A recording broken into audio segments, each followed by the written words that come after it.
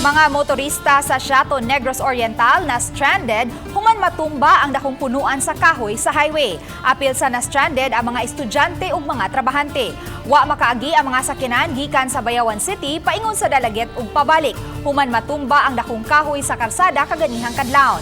Napagan sa pagkatumba ang usa ka balay ug naputol ang linya sa kuryente nga miresulta sa halapad nga brownout. Suma sa taga LDRRMO natumba ang dakong kahoy sa akasya tungod sa kusog nga hangin ug uwan.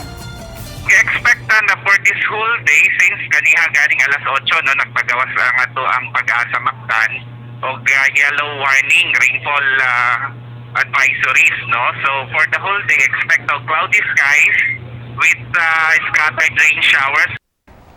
Nahawanan na ang daan ug pwede nang maagian kaganihang buntag.